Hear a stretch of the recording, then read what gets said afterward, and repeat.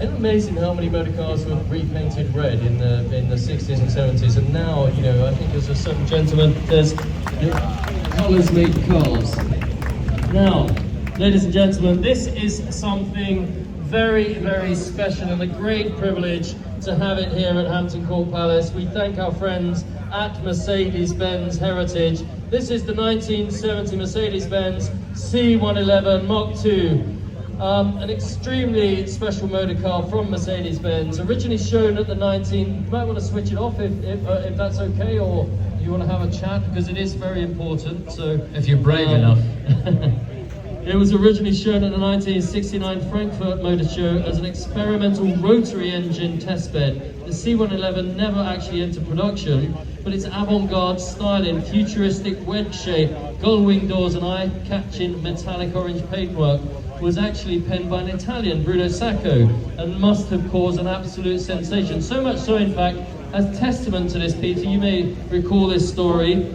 Marcus Breitschfeld, his vice president of Mercedes-Benz and head of the Heritage division, did take it on the Pebble Beach tour. He did a tour, the Pebble Beach tour of the C111. He recounted to me afterwards, this was a couple of years ago, that several onlookers in fact stopped him, asked if it was a Mercedes-Benz, and then when it would be going into production for a car from 1969. Well, there you go. A revised C111 2 debuted at Geneva in 1970 with an impressive 350 brake horsepower, 4 rotor Vankel, giving 170 plus mile-an-hour performance. The concept was also tested fitted with a Mercedes M116 V8 power plant producing 200 brake horsepower. The rotary engine required bespoke cooling and lubrication while delivering smooth, vibration-free power. It's styled around a tubular space frame chassis, independent suspension with wishbones front with multi-link as well, coil springs and discs. Experimental reinforcement was necessitated to withstand the stresses of the rotary engine's output. And these models evolved into record breakers. A diesel C111D in 1976, turbo diesel C111-3 between 1977 and 78, and a turbo V8 C114 in 1979. Mercedes built 4 iterations of the C111 between 69 and 78, with 17 cars in total. None have ever been sold. All are proudly housed at Mercedes-Benz HQ in Stuttgart, but we are thrilled that they've chosen to bring this here for us, along with something else we'll talk about later. But thank you so much indeed to our friends from Mercedes for bringing this astonishing 1970 Mercedes-Benz C111-2. Thank you, guys. Thank you, Peter. Thank you. And I have to say, Richard, if you, ladies and gentlemen, if you have the opportunity to visit the Mercedes-Benz Museum in Stuttgart, take it, because it is simply not only the architecture, but the motor cars that are housed in there are phenomenal. Mercedes-Benz, among all marques, are a brand which really, really cares for its heritage. They have an enormous collection of cars from their own history, as well as the cars in the museum. So fantastic to see them present that car here. How modern is that for 1969? I know. It's even not the colour just seems. It's not meant for a guy who's over 6 foot tall. Now then, a very important anniversary this, ladies and gentlemen, the 60-year anniversary of Iso Grifo. And we're delighted that this sublime 1972 Iso Grifo Series II, brought to us by Albert Hitchcock. And it was wonderful to see Albert polishing this thing at the very earliest hours of this morning, and you can see why. It looks immaculate. Iso Grifo also employed the winning formula of American brute force with Italian flair and styling. For Bertone, Giugiaro penned a muscular and beautiful modern form. The engineer behind the Iso Grifo was none other than Giotto Bizzarini, the genius engineer who played a considerable role in the creation of Ferrari's legendary 250 GTO before walking out of the company. 413 Grifos were built in total, and the Series II from 1970 was restyled by Marcello Gandini for Bertone with retractable headlights. Only 83 were built, and just 6 of those were right-hand drive. A rare car indeed. So this car is one of 5 UK supplied right-hand drive cars, delivered in February 1972 via HWM Trojan cars. It's powered by a factory spec 5.4 litre Chevrolet V8, has automatic transmission, air conditioning, ZF power steering. Previous owners include Rupert Beckwith-Smith, Anders Schroeder, Nick Carter, and the Maserati Club president Alexander Feisch, a great character. Resplayed now Blue Serra, Blue Knight in 2002. This fabulous and rare example won its class at the Cartier Style Luxe in 2005. It was acquired in 2023 by Albert Hitchcock and has now benefited from a Concours restoration by marque specialist McGrath Maserati. It's debuting here for us today at Hampton Court. So thank you for bringing it. Thank you. Looks fantastic. Beautiful, Wonderful. beautiful car. I really do like those. Next up, Peter. Next up, we have something rather unusual. It's a 1973 Ligier JS2 presented by Thierry Dihac. Hi Terry. Thierry, how are you? Nice to see you. You can pause there. And the JS2 is the second model from Guy Ligier's from Guy Ligier. It has a glass fiber body. It was had power from a Ford V6 was the original intention, but instead it came from the Maserati Citroën V6, later installed in the Maserati Merak 2.9 litre. Only 82 examples were built between 1971 and 1975, and production ended when Maserati was sold and Ligier turned to Formula One. This car was built from February 1973, retains the rare early nose treatment, which is home to plexiglass headlight covers. These were later replaced by pop-up headlights. Now, an early accident required full body replacement, and the car was lost for a while and rediscovered near Grenoble, then restored by designer Michael Titu with improved valve reliability. It was sold to Jacques Nicolet in 2014 and it became a Ligier heritage showpiece at Magny-Cours and Le Mans. It's now proudly part of the Thierry Dihac collection. Thierry, great supporter of the marque. We had great fun with Thierry in Wales. Delighted to see you again with this very, very rare 1973 Ligier JS2.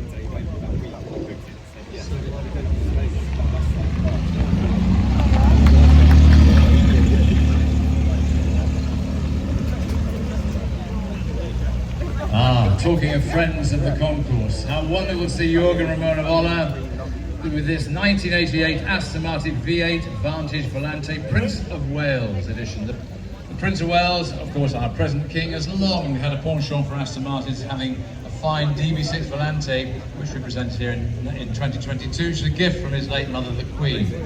The V8 Vantage Volante also caught his eye when it was launched, but the ever understeady Prince felt that the muscular styling, a little too muscular for his taste, unlike the Jürgen Ramona. In 1986, he therefore commissioned Aston Martin to build him a car with the desired muscle under the bonnet, but to disguise it in a Savile Row suit. The 5.3 litre V8 was retained, but the flared arches, spoilers and air dam were removed, chrome detailing and clean proportions were deemed king. It was a great success, and once Prince Charles had taken delivery of his rather special car, other customers began asking for something similar. Thus, Aston Martin Lagonda began offering the new derivative to special customers, which has since become known as the V8 Vantage Volante Prince of Wales, or POW for short. Each subsequent car had their own unique features, and thus no two are alike. And 22 of these unique cars were built in right-hand drive between 1986 and 1989, plus 5 left-hand drive motor cars for the US market. This is one of the latter. This is a left-hand drive example, as you can see.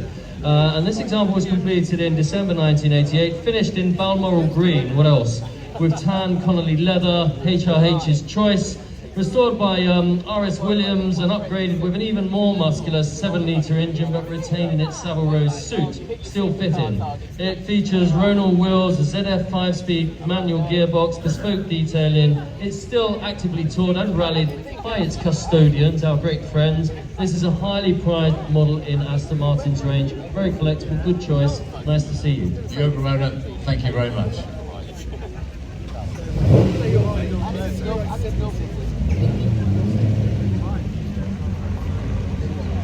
Next up, ladies and gentlemen, Your Royal Highness, ladies and gentlemen, we have the 1980 BMW M1 from Tim Hignett. The coveted BMW M1 was the first standalone M model.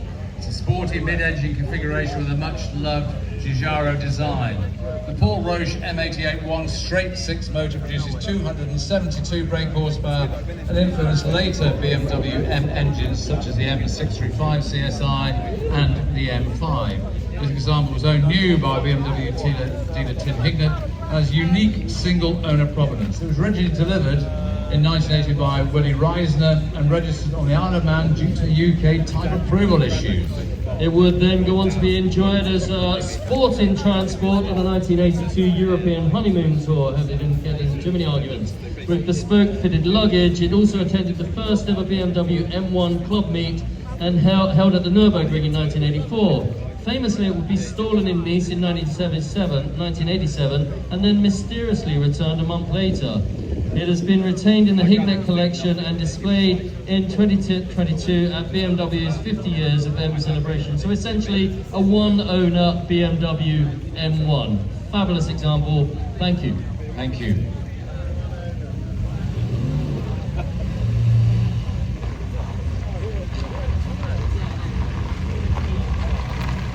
And next up we have some great friends of ours and mine and the Concours. We have Anthony and Anna McLean in their 1987 Aston Martin V8 Vantage Zagato. Conceived at the 1984 Geneva Motor Show, inspired by the Ferrari 288 GTO and Porsche 959. Aston Martin's V8 Vantage was launched in 1986 and just 52 coupes and 36 Volantes were built. Powered by a 5.3 litre X-Pack, so super spec V8 with a thunderous 430 horsepower. It was to be the fastest Aston Martin V8. It managed 185.8 miles per hour top speed. The hand-built Zagato variant featured a shortened V8 Vantage chassis with bespoke Zagato aluminium bodywork, signature double bubble roof and distinctive Zagato features. As you can see on this particular motor car, a bonnet hub was added later due to carburettor changes. And famous owners, apart from the McLeans of course, include the Sultan of Brunei, Rowan Atkinson, which is the sublime to the ridiculous, really, isn't it? And this particular example, a sophisticated ruffian is smartly dressed in Salisbury blue or Zagato Cobalto blue with navy interior, and it's one of just 32 right-hand drive cars and has only covered 7,500 miles from new. Well, Anthony, thank you very much, and take it away and get another mile on the clock. Stairs, and they realised that